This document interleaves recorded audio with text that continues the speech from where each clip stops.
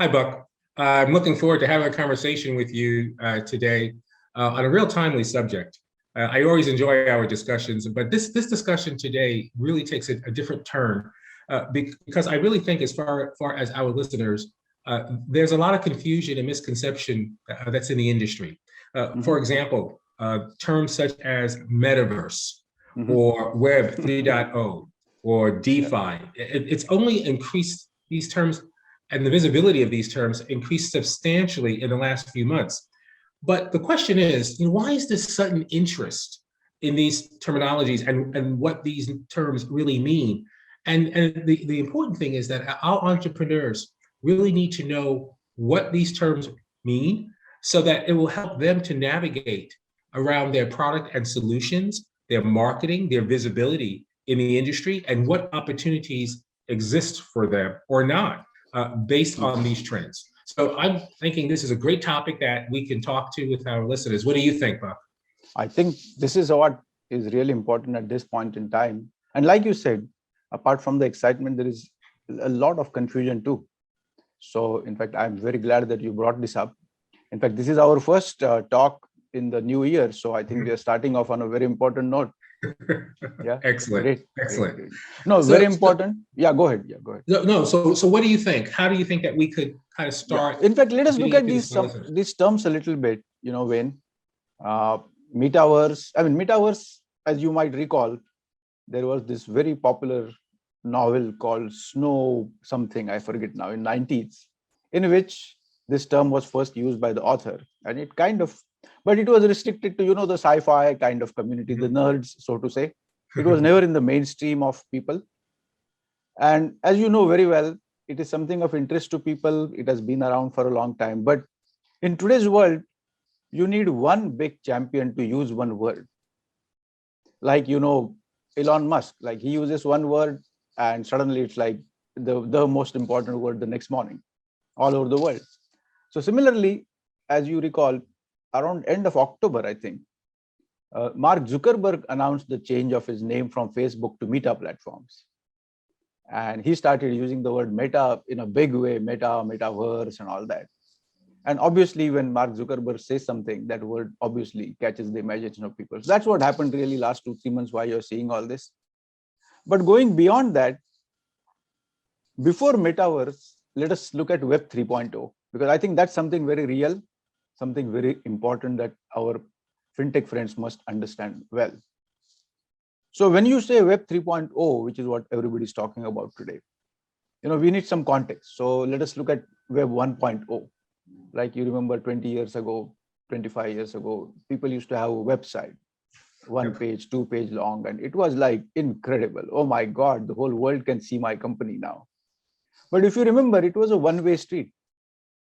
That page will come in front of you, you can see that, and you can get out. There is nothing you can do about it. You can't, kind of respond to that or say anything about it, nothing. So then came Web 2.0, which started allowing interaction on the website. You can make a comment, you can buy something, you can sell something. And this was the real driver for Web 2.0 or web in general to become so popular all over the world. And in fact, if you see the two biggest phenomena today, right, which go hand in hand, one is cloud and the other one is SaaS, software as a service. Both these have essentially enabled transactions to be conducted over the web. And that's the whole beauty of Web 2.0, that Web 2.0 really allowed people to monetize the web, make money on the web. That is why it became so popular. And then comes Web 3.0, because Web 2.0, while so great, one problem that it threw up, which you are very, very deeply involved in, is payments. While you were able to sell things on the web, there was no way to quickly and easily get money for what you are selling. And that is why this whole payment ecosystem, if you see for last 10 years, has become so complicated. People want to use everything from Zelle to direct debit to IVR to online check to web-based payment to debit cards, and it is so complex. In fact, you run a SaaS offering a particular service, and then collecting money probably is a more complicated application than the actual application that you sell. It is that bad for people. And the second thing is, of course, security. You have seen security has been the biggest casualty in Web 2.0 because it was not designed for security. So Web 3.0 comes along, which was also there for a long time, but it now is probably getting some more traction. And that is all about decentralization. Web 2.0 is all about centralization. You have got one mega server sitting in some AWS or Google Cloud or your own private cloud, whatever. And you are serving the whole world from one single server. It had its own advantages, but it made things extremely complex, extremely cumbersome, extremely expensive. So now with the blockchain as the foundation, Web 3.0 is trying to take an approach of decentralized servers all over the world and people having a lot more freedom and authority to participate in the web. So the keyword now, Wayne, in 3.0 is that you are not just a user or a provider on the web, but you are actually a participant in what's going on. And that's the whole theme of AR, VR and everything. So I think let me stop here because otherwise I'll go on talking for another hour. So well, I think it's important. I think in marketing information, I've seen the term, but I think the real question is from the consumer's perspective, will they notice a difference with Web 3.0, which they have not experienced previously? And I think that's really the driver, because all the technology behind the scenes to the average person is going to be completely transparent. But giving more functionality, what will they be able to what they will experience that, and in what way will they be able to experience the functionality of Web 3.0, which they have not experienced previously? Definitely. I mean, some of it has already started coming out because blockchain, blockchain unfortunately got associated with crypto in people's mind. Yeah, that is not true at all. Crypto is just one application of blockchain. There are some other applications which have taken off very well, but very quietly. I think some important industries like logistics, like immigration clearances that happen through airports all over the world, these industries have already started implementing blockchain in a big way. And with this metaverse and Web 3.0 capabilities coming up, I think you will see a lot more. And like you said, people don't need to know the words like blockchain and tokenization and this and that. What is important is, are they going to experience that they are doing a better job in their life using the web? Or is web enriching their life? And in my estimate, whatever I'm seeing right now, I think we will start seeing the first impact of that in the retail industry. The consumers will start feeling the difference in the way their buying experience is going in the next, maybe, as soon as 6 months. Interesting. So, I think the important thing, as you mentioned about Web 3.0 as a foundation, I see how Web 3.0 needs to be thought about by our entrepreneurs, particularly our FinTech entrepreneurs. So what are some other terms or technologies that people need to study and to consider in the context of their own business model? Because without an understanding of these terms and what they mean, these solutions that are out there, that could cause the entrepreneurs who are building capabilities not to have the best breed, the best product, and can really serve to misalign, right, the company as well as their product and capabilities. No, there are some important terms. I mean, like everybody is talking about metaverse, and that's important, no question about it. But metaverse in itself, there are two things I will say at this point in time. It could be different 3 months from today. Right, that's true, because things do change. Yeah. One thing is that metaverse at this point in time is more about a conceptualization of how you want to offer a service in which people can have an immersive kind of experience. Like Facebook, if you see, Facebook has taken a very, AR, VR, virtual reality, augmented reality, that kind of approach to building their metaverse. And you might have read things like they have got this Horizon Home and Horizon Worlds and those kind of things that they're building now. It looks like toy games, it looks like video games to begin with, but things will change pretty quickly. But even if you're not doing something in metaverse right away, or metaverse is not likely to destroy your business in next 6 months, there are some other things that definitely can. One, like I said, is blockchain. Other thing is tokenization, which is very Yes. important. How are you able to tokenize your services so that people consume one token at a time, people pay one token at a time? That's something that I think people must start studying right away. And the third thing I will say people need to really understand is, why this whole movement for DeFi? This DeFi you must have been hearing a lot in your field now. Absolutely, Recently. yes. So we have been talking about fintech, and financial technology and all that stuff. But to be honest with you, and I don't know, you also probably feel that there is a little bit of a fatigue building around that word now. It has been overused. It has become quite, unspecific in its meaning. And it is actually helping people consolidate their power. There are a whole lot of people who see the banks as the big evil and all that stuff. So let us not go all there, but there is always an element of truth to, any viewpoint. So banks have been consolidating things, controlling, more and more and more of your financial life and so on. So this DeFi movement, DeFi essentially stands for decentralized finance. Mhm. So decentralized finance is moving away from this big behemoths kind of model that willy-nilly fintechs have ended up supporting so powerfully. Earlier you had a big bank which used to have checkbooks and clearing monopoly. Now, because they have money, they have got fintechs, they have bought fintechs, they are supporting fintechs, whatever. So now the same bank is leading in payments, new digital payments also.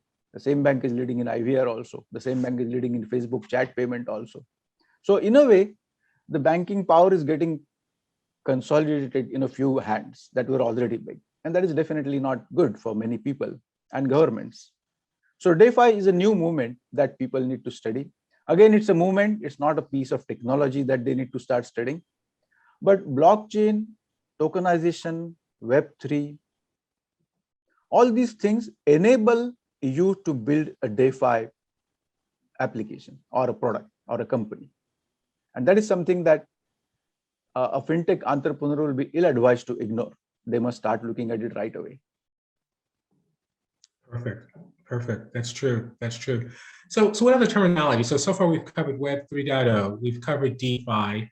You've mentioned blockchain too. Although blockchain has been around, I think it's important to kind of describe and talk about blockchain because more and more we're seeing blockchain as the underpinning in so many different types of products and Sure, solutions and absolutely. capabilities. You want to talk a little bit about blockchain just for our listeners so they can understand how this is in context with these other terms that are out there and why this really is the future as far No as question solutions about and it. capabilities. Blockchain is the foundation of all these new fancy terms that we're talking about. Without blockchain, none of them are going to take shape. Mm-hmm. So blockchain is that fundamental building block to everything that we are talking about. Web 3.0, Metaverse, you take whatever you want. So blockchain is definitely something that people have to understand because storing your record in blockchain is conceptually, it has been interesting for last, I don't know, 30 years maybe. But other than crypto, we don't see any major industry effort to use blockchain. Like I said, there are some people, but honestly, let us take, we keep reading about some airports making an experiment with blockchain. So there are today actually a few places in the world where when you get a visa for a particular country, it may be stamped on your passport or you don't have a paper passport at all. And simply what happens is a blockchain entry is added to your identity in the country's database, saying that you have been issued a visa on so and so date for so many days and whatever the usual stuff is. Along with that, maybe your iris is also recorded in the same blockchain record. And when you get down at the airport, you just keep walking. If your iris matches, the computer system will pick it up, trace it down to the blockchain record for your visa. And if your visa is valid, everything is good, you just keep walking, nobody stops you. You can imagine the incredible efficiency this brings to the whole process. And this has to replicate in fintech very fast. Fintech actually, apart from crypto, has been not doing so well on adoption of blockchain. I will say that. Interesting. Very, very interesting. Look at security. Sorry, yeah. just give me 30 seconds, Wayne. Security is so critical in fintech. In banks, people are spending billions, and you your portfolio is full of companies, startups who had a wonderful product that your banking customer liked, but it could never be purchased because it was not able to jump through the compliance hoops of the bank. Absolutely. Your portfolio is full of those, right? They need to come up with much more solid proposition using blockchain, saying that, hey, this is how I handle my security. This is how I handle my authorizations. This is how I handle my identity. There are big use cases there. Yeah. So Buck, as I wrap up in our summary, what are your thoughts about these terms, these capabilities, these solutions that are there, however we bucket them, Metaverse, Web 3.0, DeFi, blockchain? What's the future? And what do our listeners need to be very, very keenly aware of? Yeah, I mean, on a lighter note, when the more things change, the more they remain the same, right? So 40 years ago, computers were completely decentralized. There was no internet, there was no networking. So in a true sense, computers were decentralized 40 years ago. And now we are going back to decentralization, right? So that's the cycle, but it's interesting because now we are decentralized along with being connected to the whole world. So you can see the interesting paradigm that is appearing now, that you are decentralized and you are fully connected. Right. And you can see this is a little complex position. You will have to think a lot, because the bottom line is very simple, Wayne. One is you can understand all these terms, think deep about how does it impact your business model, be an early adopter and grab a identity and space for yourself in the world as it shapes. If you don't do that, 1 year down the road, you might be wondering what hit you. As simple as that in my mind. That's very true. That's very, very true. So now's the time to kind of dig deep, to understand how these capabilities will impact your strategy. And especially when it comes to building out your technology stack and your solutions, make sure that you take the future and the current situation in consideration so that you can have a positive future. These companies need to be aware of that. Yep. Because you are doing something well today, you've got a few customers, you have put in last 3-4 years of effort. And if you don't know, what can replace you, then you're always exposed. Right. A lot of people, you remember in the old story, Wayne, that a lot of fountain pen makers, were always watching for competition. Who else is making fountain pens? Who else is making fountain pens? But nobody saw who was going to make a ballpoint pen. And a lot of them got destroyed when ballpoint pen came along. Right. That's right. That's right. That's good. So it's not that your competition is as straightforward as you think. It is going to come in many different directions. Right. So Buck, parting words, is there anything that you want to share with our listeners? I will say entrepreneurs, especially FinTech, but any for that matter, must start devoting time to learning these things and considering its impact carefully on their business model right away. Excellent. Excellent. Thank you. And as always, Buck, it's always good for these updates that we have, and we look forward to our next one as well. Absolutely. So thank you.